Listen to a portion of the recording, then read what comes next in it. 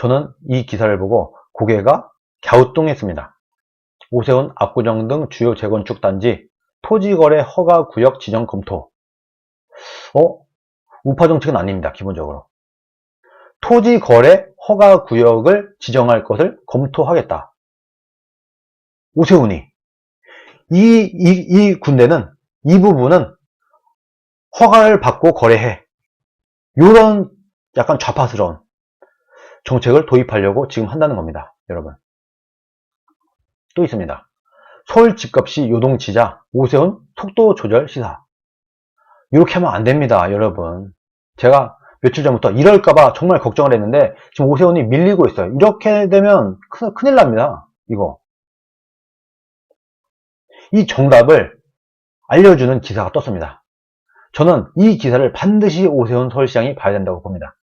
지금 보세요. 약간 좌파들에게 밀려갖고 오세훈이 집권하고 난 다음에, 오세훈 서울시장이 되고 난 다음에 특히 강남 지역 재건축 재개발 이걸 풀려고 하니까 집값이 뛰어요. 당연히 뛰는 겁니다. 원래. 그래서 제가 뭐라고 말씀드렸습니까? 원래 당연히 뛰는 거고, 여기만 재개발 재건축을 하고 나머지를 못 풀면 그럼 여기 집값이 올라가고, 그리고 1, 2년 시간이 지나고 난 다음에 그러면 오세훈이 서울시장 했음에도 불구하고 집값은 쪘어. 그러면 여나 야나 똑같아. 좌파나 우파나 똑같아. 누가 집권했다고 하더라도 이거는 문재인이 무능해서 집값이 폭등된 게 아니라 오세훈이 서울시장이 됐는데도 똑같이 집값 폭등했네? 이렇게 돼버려요. 그러면 그동안 온갖 그 부동산 실패 이런 것에 대해서 면죄부를 주게 될 수도 있습니다. 오세훈이. 여러분. 제가 이거는 굉장히 저는 우려스럽습니다. 그럼 안 된다. 그럼 어떻게 되느냐? 수도권, 서울, 경기 이런 곳들, 인천 이런데 아주 그냥 무지막지하게 적어도 30만, 40만 개 무지막지한 재개발, 자유시장 경제로서 주택이 공급될 수 있도록 풀어야 되는 겁니다. 물량이 정답이에요. 물량이. 강남만 물량 쏟아낸다? 그럼 집값 오르죠. 당연히 강남만 또 오르죠. 강남에 좋은 집들이 속속들이 들어오는데 집값이 안 오르고 배기겠습니까? 다른 동네는 다 오래된 낡은 집.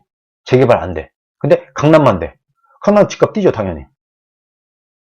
그리고 다른 데 안 내려가죠. 그럼 어떻게 되느냐? 무지막지하게 풀어라. 정말 오세훈이 거의 목숨 걸고 40만 가구를 공급하겠다는 신념으로 뛰면 내려갑니다. 여러분 생각을 해보세요. 서울에 약 1000만 인구가 삽니다. 그러면 한 집당 예를 들어서 한 3명씩 산다고 칩시다. 그러면 100만 가구를 공급하게 된다고 하면 300만 명의 새로운 집이 생기는 거죠. 산술적으로 볼 때. 그러면 30만 가구를 공급한다. 그러면 대충 한 90만 명의 사람들이 살 수 있는 공간이 만들어집니다. 그러면 서울시 인구의 10분의 1이에요. 여러분. 만약에 오세훈이 30만, 40만 새 아파트를 공급한다. 그러면 서울에 살고 있는 10분의 1은 새 아파트에 들어갈 수 있게 되는 거죠. 집값이 빠지겠습니까? 안 빠지겠습니까? 안 빠지고 배기겠어요? 당연히 빠지지. 그런데 지금 오세훈이 지금 밀리나요? 여론에 밀리나요? 이러면 안 됩니다. 이러면 큰일 납니다. 정말. 국민들에게 잘못된 시그널을 줄 수 있어요. 본인의 정책을 확신을 갖고 밀어붙여야 됩니다. 그리고 여기에는 국민의당도 적극 협조를 해야 됩니다. 자, 보세요. 정말 좋은 기사가 나왔습니다. 네. 고밀 개발로 강남 아파트 값을 급락시킬 수 있다. 차학봉이라고 하는 부동산 전문 기자가 오늘 12시 16분에 이런 기사를 썼습니다. 정말 전 잘 쓴 기사라고 봅니다. 그러면서 해외 사례도 보여줍니다. 환경보호 명분으로 한 님비즘으로 주택 공급이 줄어들었다. 미국이. 그래서 미국의 집값도 오른 거다. 지금 여러 가지 원인이 있고 코로나 때문에 그리고 주가가 상승하고 부동산 가격이 오르고 전 세계적인 추세인 건 맞지만 그것에 더해서 미국도 주택 공급이 줄어들었다. 이런 이유들로 환경보호 어쩌고 해서 다른 나라들도 그러던 끝에 영국도 지금은 그린벨트 해제를 하는 등 주거난을 해결하기 위해서 노력을 하고 있다. 우리나라도 그렇게 해야 된다. 해외 사례들을 쭉 설명을 합니다. 그리고 일본의 예를 듭니다. 일본의 집값은 거의 안 올랐다. 왜? 일본의 집값이 장기간 정체된 것에 대해서 여러 이론이 있지만 결국엔 공급이 많기 때문이다. 일본은 그린벨트도 없고 철도를 따라서 주거 지역이 무한정 발전했다. 뭐 지하철, 철도 이게 지나가는 곳은 다 그냥 빽빽하게 집이 지어졌어요. 그러면서 집값을 붙잡아 놓은 거다. 일본은 철도 회사들이 철도를 개발하면서 주택 사업을 할 수 있도록 허용했다. 오히려 더 많이 집을 공급할 수 있게 했다. 일본은 그냥 여기 규제하고 이런 거 없이 그냥 야 능력되면 도로 있고 하는 데는 다 공급해. 알아서 공급해. 시장이 알아서 공급해.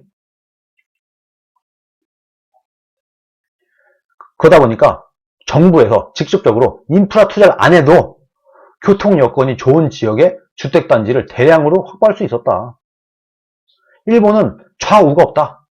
일본은 자민당이고 민주당이고 좌파고 우파고 상관없이 주택 공급에 있어서는 똑같다.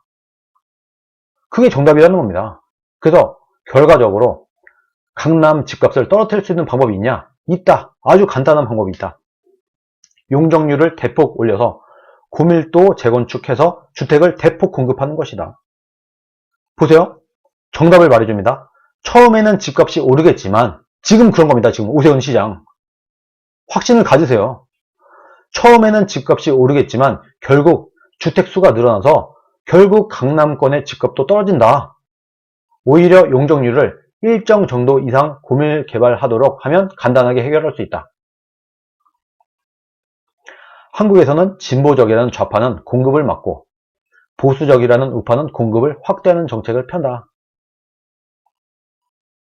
오세훈 서울시장의 재건축 공약으로 인해서 일부 혜택을 보는 지역 호가가 오르고 있어서 논란이 있다. 이것에 대한 정확한 정답도 알려줍니다. 일시적으로 가격이 오를 수 있지만 추가적인 공급 확대를 통해서 해결할 수 있다. 제가 며칠 전부터 계속 말하던 거죠. 한 군데만 재개발, 재건축 규제를 풀면은 여기만 집값이 오르고 나머지는 별 효과가 없어요.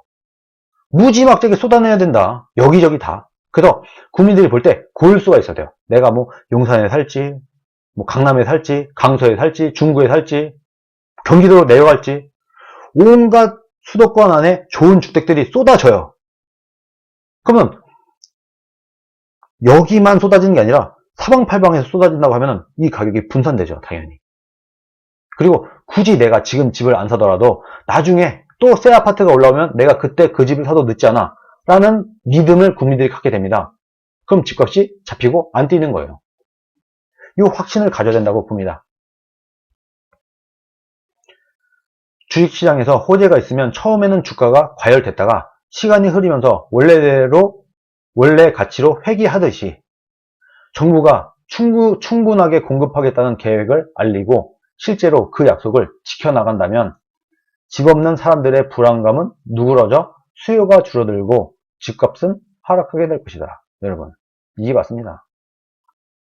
제가 계속해서 말하던 그 내용과 똑같은 내용을 지금 이 조선일보에서 부동산 전문 기자님이 오늘 기사화해서 내보내 주셨습니다. 차악봉이라고 하는 부동산 전문 기자님이 오늘 정말 이런 괜찮은 기사를 올렸습니다. 이 기사를 꼭 반드시 오세훈 서울시장은 참고해야 될 것 같습니다.